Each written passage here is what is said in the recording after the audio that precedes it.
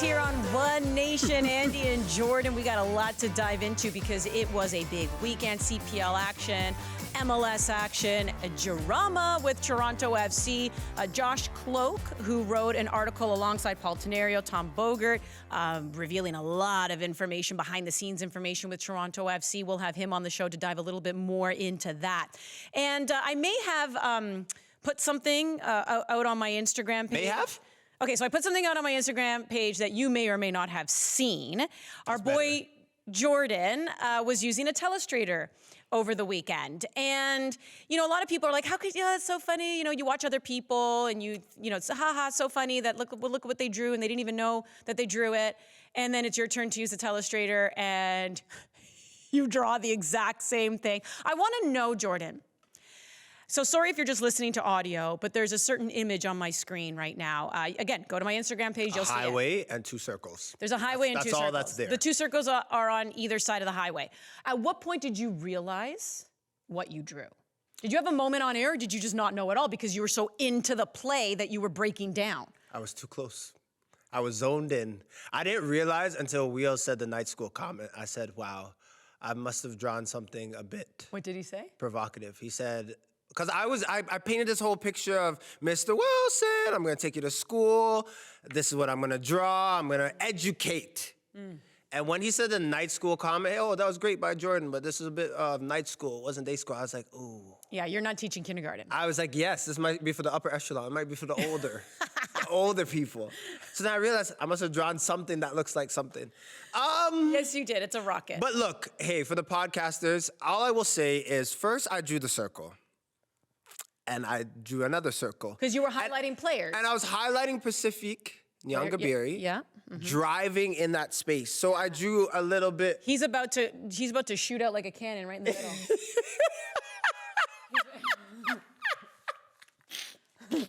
Yeah, he's going. So I drew this, and then not realizing what it looks like. Yeah. But look, I stand behind it. I think it was a very educational moment. Now I'm also aware moving forward. You have to be so careful.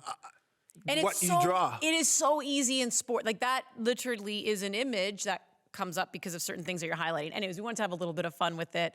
Because any chance you get to be like, rookie, you can't even draw. Like, but I will say this, Trillz, as much as you're the big sis and you bully me and we have this banter, you did ask to post. I did. Like, so there was no hazing involved. There's nothing egregious. You said, look, can I post this? And first I said, maybe you could laugh to yourself. Then you baited me. You're no fun. That was her message. So I said, you know what? Post it. Yeah. Go and get it. No, you have to. In the football culture as well, if I did something like this, there would be T-shirts made when I showed up the next day. So this was perfect. We're just having a little fun. The group chat, the One Soccer group chat, we had a lot of fun with that. You were already saying your goodbyes to everyone. You're like, it was nice working with all of you. I just passed the 90-day probation period, and then this happened. And then you did that. Anyway, so we had some fun with that. We'll see what the future has in store for you in the use of Telestrators.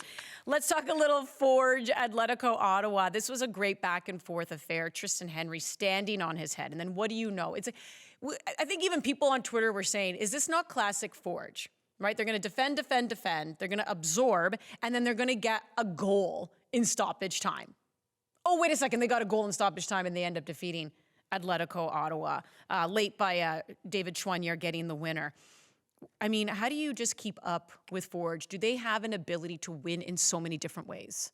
They do, but I think if you look at this squad and the way they played this weekend, I don't want to say luck, because I think you make your own luck in football a bit. But Tristan Henry, MVP, you're a goalkeeper, lover, hugger. This guy, the saves that you were making were not 8 saves that were like routine saves. These were the free kick by Ollie Bassett for me. He wraps his hand, the way he gets across, boom. He was just, I feel like if they played 30 minutes longer, he still would have saved more shots. Like he just was he was in the zone locked in on one of those days where you're not going to score on him. But Forge, you look at Atletico Ottawa, I thought they played well. I thought they had a game that was positive. They just couldn't score, but they created, which was great because you look at them earlier in the year and they were struggling. But then Forge has just those guys going forward. When I look at Choinière, Borges, all these guys were a part of that goal. and they can continue to go forward, and they even have a bench. So Forge just have a plethora of options going forward, and they look like the team to beat.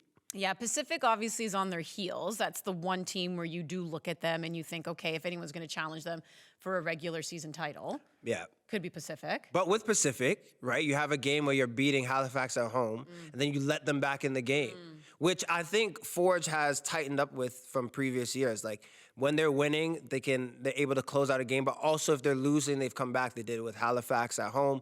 But they're that team now. They're scoring one goal and defending, or defending well and then getting that late goal like they did against Atletico Ottawa. So it's going to be tough to beat. These teams got to catch up to them. And we're starting to see teams kind of get into their rhythm. They're feeling a little bit more comfortable in their skin. Other than Pacific, is there another team you feel could break out and challenge Forge? Who do you think could just start to maybe come into their own a little bit more? I mean, I think it's a three-man race between, even though Calgary lost yesterday, I have to put Calgary, York up there. And then if I'm going to pick another team and I have to, it's tough because you're looking at Halifax struggling. Do you think that's do you think it was a bit of a kick in the pants for Cavalry because they were coming off a win, they were feeling really good, and then they lose on the road, and I'm sure Tommy Wilden Jr. is livid. Yeah. Because, look, we talk about if you get blamed for something that you didn't do, but also what it takes to score a goal in football is difficult. The way they scored their goal that was offside, Musi was onside, it was clearly onside. It wasn't like he was level. He was literally behind the defender, ran in front. They had a perfect goal that they've worked on in training and whatnot, and that's taken back. So he's livid, and I think in many respects, he could be upset with officials and whatnot, and I don't want to do this and just talk about officials. But Calgary have been playing well, just been a hairline short of making things happen. But for me, I got to put York up there because that was a big win yesterday, even though it probably should have been a tie at a point because that goal was disallowed. But they're finding a way to win games, so I'm putting them up there as well. Things are getting a little spicy. I've changed though, right? Like I never said they were gonna finish 7th or 6th, but I was like, oh, 5th, that 5th place spot. Don't let that get into your head. No. And so here's the thing: is again, as a rookie broadcaster, when we do our power rankings, or any types of things that we do before the season starts, yeah, okay, fine, maybe you can go back to them, but don't worry, it's okay. Don't worry, it's okay. Thanks. No one's going to hold it against you. Maybe just a little bit hold it against you. Nobody's really going to hold it against you. You don't have to say, I did not put that. And, you always feel like you have to defend yourself. It's okay. We understand it's before the season starts. It's a guessing game. As the season goes on, we continue to reevaluate. Fair. Yeah. It's okay. Don't worry about it. Thanks. And you know who else needs to do some serious reevaluating? Is Toronto FC. Oh. What a segue. Bombshell of an article that came out a few days ago. One of the authors, there were 3, Josh Kloke of The Athletic, who worked alongside Tom Bogert and Paul Tenario, joining us again. Friend of the show here on OneNation. It's great having you here, Josh. If you didn't read the article, I don't know where you've been, but make sure you read the article on The Athletic. And before we dive a little bit more into that, I wanted to add to your article because it seems like there's progression to it here, Josh, because one of the main things you talk about, let me pull up a quote here. One of the main things you talk about in the article, of course, are the Italians and Lorenzo Insigne and Federico Bernardeschi and not getting along with Bob Bradley. So they pull off the victory on Saturday, benching Bernardeschi, second highest paid player. Lorenzo does a press conference, Josh, and I'm curious to get your thoughts on this, where he says, I've always been happy with the club. I'm happy with the coach as well. There's never been arguments with the coach. My family is very happy here as well. When you heard that, what did you make of that? I thought it was somewhat curious timing that, this was the first time we heard, I thought, this is the first time we heard Lorenzo Insigne speak to the media all season. You can read into that what you will. Look, the club, the player, they're all doing their jobs. They won, so they have every right to come out and feel good about the performance, feel good about the result, and say what they want. I think we'd be surprised if Lorenzo Insigne said anything different than what he said. That was my reaction to those quotes. Why are you smiling over there, Jordan? Because I believe him. Yeah. Well, sorry, let me specify. I believe Lorenzo Insigne when he says that he enjoys Toronto. What a city! to say that you've never argued with the coach, brother, come on. Stop this.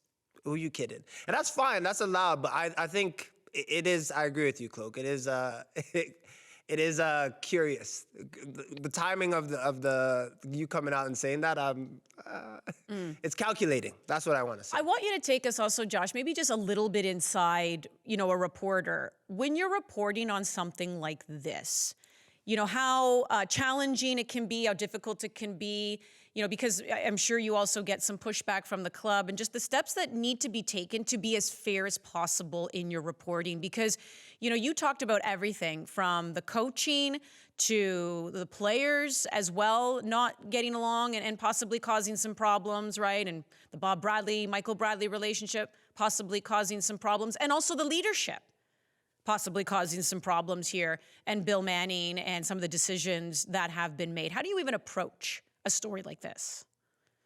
Yeah, I appreciate you asking, because I think the nuts and bolts of a story like this is something that doesn't get talked about a lot, and I can kind of understand why. But I think in terms of fairness, the way we approach fairness is talking to as many people as possible.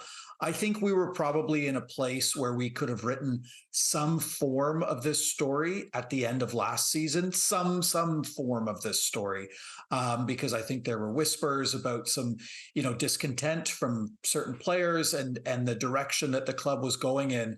It didn't really look like they were, on the best foot forward, I guess we can say. So we could have written something maybe a little bit more salacious.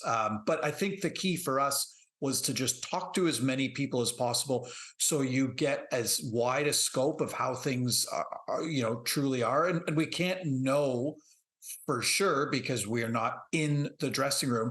But the more and more people you talk to, the more you're able to cross certain things off the list. There were things we wanted to put in this story that we didn't, because maybe we had heard them from one person. It was important to us to get everything multiple sourced. And again, this is very nuts and bolts. It's very inside baseball. But I think in terms of fairness, the more people you talk to, the more perspectives you get. Generally, then fairness seems to follow, because you're hearing from kind of all sides of the story. We didn't get Lorenzo Insigne and Bernardeschi on record for this story, even though I think what Bernardeschi said in a lead up to the story spoke volumes. They declined comment through the club, and that's their right. But we talked to everybody else involved in the story, and we gave them an opportunity to share their perspective. And again, so I think when you talk to as many people as possible, you hope that the outcome is fair. I don't know. You guys read it. What did you think? Were we being fair? I thought it was so fair, to the point where if I'm a fan, because fans love to choose sides, right? Whose side do you choose? If you were at the game on Saturday, you would say a lot of them chose the side of Federico, Bernardeschi. I saw already some signs there, free Fede. They booed Bob Bradley when he was introduced. But still, right? I don't think it's easy, because you can see all three sides, how all three sides are contributing. I mean, by three sides, I mean, the Bob Bradley, and then with the son relationship, the Italians, and then I can also see, the leadership. I can see all three sides, fans looking at that going, ugh, this is why, the crest, the badge is what we care about, right? That's what we care about. How do you rectify? So if you're a fan, Josh, I just don't know who you're cheering for. You're cheering for, I think, and I would say this just as a fan of other clubs or whatever, you're cheering for reason, you're cheering for logic, right? And I think that's the interesting thing too. As we started working on this story, I think there's sometimes a predisposition to say, well, we're looking for one smoking gun, we're looking for the one thing that went wrong here, and that's not the case at all in this story. And it's not the case with most kind of, I guess we could call it, breakdowns. It was just a series of questionable decisions that just kept adding up and adding up. And you had players after the game, I believe it was Matt Hedges, spoke to the official broadcaster and said, it hasn't been a great vibe around here this season. I'm paraphrasing. So it's not like, we were way off base. But look, in terms of who you cheer for, I thought it was important that our story ended on the idea that there's no quick fix to getting Toronto FC back to where they were when we considered them one of the preeminent franchises in MLS. And I think, if anything, it's just been a series of kind of my perspective is just some hastily made decisions. So I think when you look back at where Toronto FC was, they were a little bit more patient, and they kept adding pieces. Right? We think about how close TFC were in 2016 to winning MLS Cup. But they weren't satisfied. They had to slowly add. They added Victor Vasquez. They kept adding. And that was because they had multiple voices throughout the team that all held a very, very important role. So I think, again, if to bring it back to your question, if you're a fan, you just don't want this to be thrown under the rug, I would guess. And you would want multiple voices to kind of lead the charge forward in terms of how to fix this club. It was a very informative piece. I really enjoyed it, Josh. But for me, Thanks. I have a question for you personally is, what stood out to you or what surprised you about your findings when you're diving into this topic? Because I know you live it. I know you watch all these players and you get to talk to them. But what stood out to you? It's a great question. I think just how far... I think just how bad things have gotten. But I think, again, what probably stuck out to me is the fact that it sounded like, based on the number of people that we spoke to, that there was a feeling from some players that they can't speak their mind openly and honestly around certain other senior players in the club. And I don't think, I don't think you have to, go very far to figure out what I'm talking about here. But I think in any healthy workplace, sports organization, whatever, there has to be an avenue for people to speak their mind openly and honestly. And perhaps if you're a young player, you never, and like you guys would know, if you're a young player, you maybe don't feel so inclined to speak openly about your club anyway. But, TFC has always fashioned themselves. They've been, vocal about the fact that they think they're a family, right? They've always felt like they're a family organization. And, again, you guys would know, if you're sitting at the dinner table, with a big family, everybody speaks their mind openly and honestly. And I think that was what stood out to me, was the fact that, there were players at the club who were concerned about a lot of things in the club, but they felt they had to keep those concerns to themselves. When that happens, you create kind of you don't create a culture that is striving to improve. You create a culture where people kind of become more withdrawn. And I think that's very concerning. And I understand that's very holistic. And I'm sure people maybe want me to say the vape pen or whatever, but that's what's like personally. Jordan does that at work all the time, Josh. No, I don't. I'm kidding. I am not going to judge, people on what they do. But no, that was concerning for me because, when you're around good, thriving organizations, that there's an open sharing of, values and thoughts. And yeah, I guess my takeaway is I'm not sure how much that happens at TFC right now. Well, let's talk. You mentioned father-son relationship, player-coach relationship. The only thing I can think about is how difficult it was growing up when there was a player or a teammate of mine and his dad was a coach, and that treatment and kind of, he had to play because his dad was the coach and all these things. But at a professional level, how hard it must be for the Bradleys to have that father-son relationship. But do you think, obviously we all know it must be a strain in some way, but how much of a strain, I guess, is my question to you in your findings and what you've been looking at with this team? You know what? It's weird how this works. It's made me think about it. My 4-year-old son is starting T-ball this season, and my direct inclination was to be like, I want to coach because I kind of just want to do that. I find that stuff fascinating. I've coached before, but I stopped and said, I don't know if and I'm not saying it's because of this story, but it's made me think a little bit about that kind of dynamic. Here's where I'm at with that. And this, I want to be very fair to Michael Bradley here, who I feel comfortable saying is the most important player in TFC history, bar none. I think if you're Michael Bradley, you understand that you're coming towards the end of your career. And I don't think anybody has ever doubted that Michael Bradley would go into coaching because A, he has the experience, B, he has the brain for it. So if you're Michael Bradley, why wouldn't you want to spend time, a little more time in and around the coaches? And I saw it. And I was told, like, he spent a lot of time, in meetings with Greg Vanney that maybe other players wouldn't have those type of meetings, right? Because I think if you're Michael Bradley, you want to understand the coaching world. You're not getting any younger. You're preparing for the next stage of your life. Michael Bradley is probably going to make a very good coach because, again, he has the experience, he has the brain for it. So for him to be in coaches' meetings or being around the coaches, stopping by the coaches' room, on his way to the locker room, I think to some players, it might give them pause because they go, what's he doing in there? What's he saying? But in Michael Bradley's defense, this is something, A, he's probably done a lot. B, this is something he finds informative for the next stage of his career. So I think we need to be fair to Michael Bradley there, but I also think we need to understand, or perhaps people around him need to understand that while he might have always done this, the perception has changed, right? It's one thing to be going into the coach's room, if it's, a coach from a different country or whatever, but it's another thing to be going into the coach's room when there is a very, very close relationship there.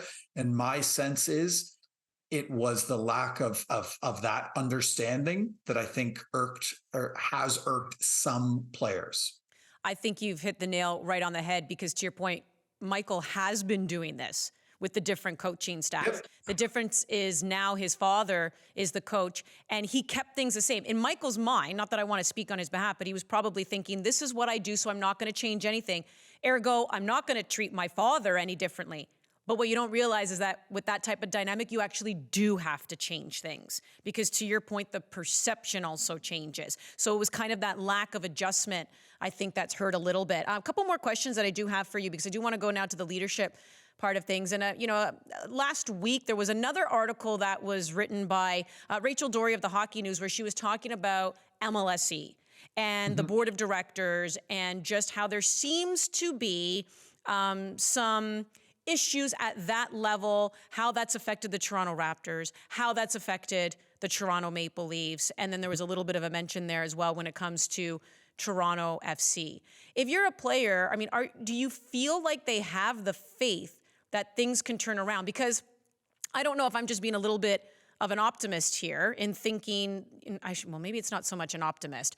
Maybe I'm being naive. Let's put it that way. Maybe the word is naive. Maybe I'm being naive in thinking if you get rid of the head coach, Bob Bradley, it'll fix everything. I don't think that's the case, right? Not that I'm saying that the players don't want change, but do you get the sense that more, even above Bob, leadership, that the players truly do feel like they can turn a corner here?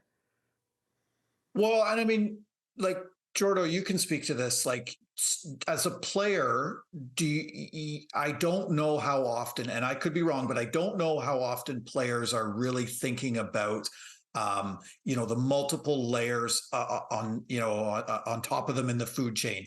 Your direct contact is with your head coach, and that's usually what dominates your line of thinking.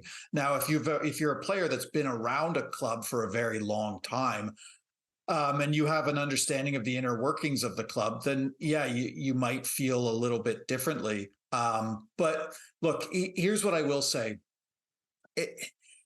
The way it was expressed to me, and this didn't make it in the story, but the way it was expressed to me is that, MLSE needs two things from their teams. They need them to win, and they need them to come in under budget. Right. And this doesn't sound that strange, but these things are very hard to do. And I think that's why there's probably some real concerns throughout Toronto FC right now, because the wins aren't coming. The wins used to be coming. And the budget stuff is big because it's not as if they're just like not winning. They're not winning, and they've spent more total player salary than any team in the league. Right. That's what we haven't even talked about here. That is such a huge part of this team and the way they're built. So I think if you're a player, you might have some concerns. I would imagine, I'm guessing here, because you're saying we've invested so much money in a few players.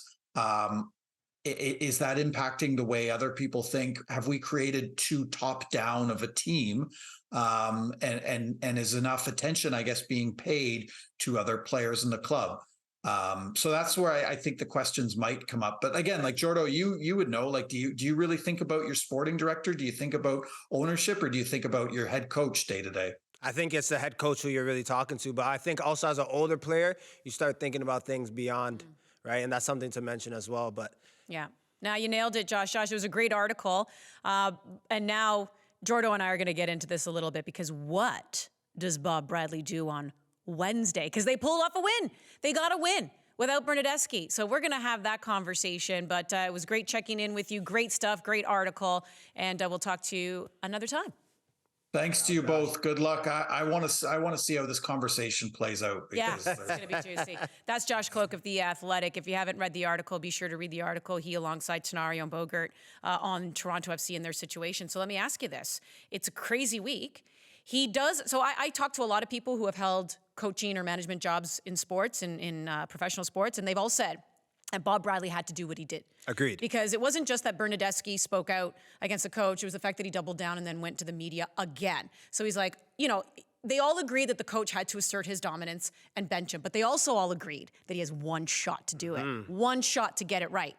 And Jordo, he did. So they win 2-1. They have another game on Wednesday against Chicago. Yeah. If you're Bob Bradley, what are you doing? Are you saying, Bernardeschi, you're out completely again? Are you putting him on the bench? Are you turning around saying, DeAndre Kerr, Cozy Thompson, they scored. I got to get them in. So many questions to answer, but the first one I would say is I'm not changing my starting lineup.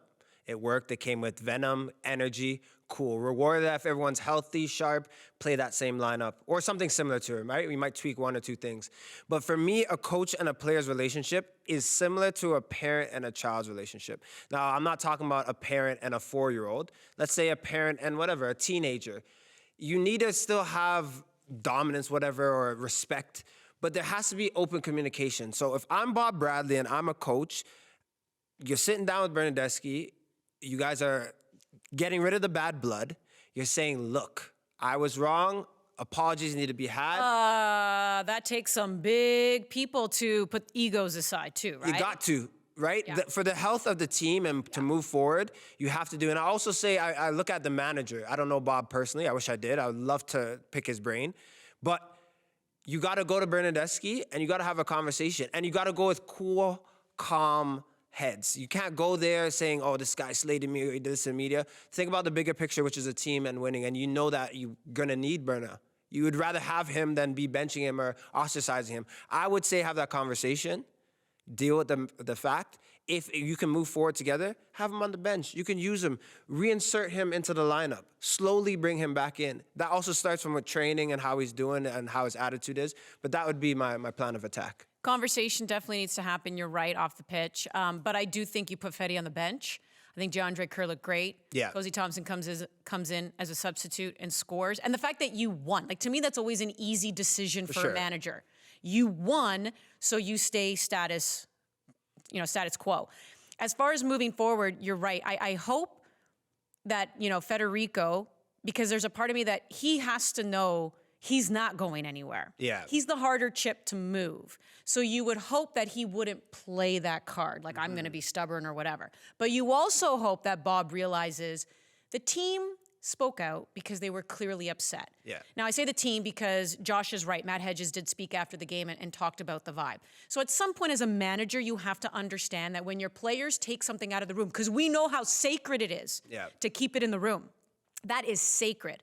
So the fact that it came out of the room means the players probably feel like they're a little bit at their wits' end too. So both of you have to listen because Bob obviously is not as safe as Fetty. Great point. Great point. When you feel like you haven't been heard or change isn't being made and you want to win, this is what you're saying to athletes. You want them to perform, score goals, win. It's not working. You do something a bit different. Is that always right? No. Do I think Berna should have been in the media? No. But he did something saying, look, I want to win. This is what the underlying factor is. Yeah. So do I respect it? That's a whole nother story, but I understand it from a player's perspective. Yeah. So the 30 minutes today, a lot of TFC talk because that was the biggest story. That's a huge story. That was a huge story over the weekend.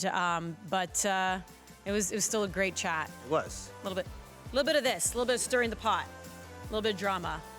Willz loves that more than Trillz.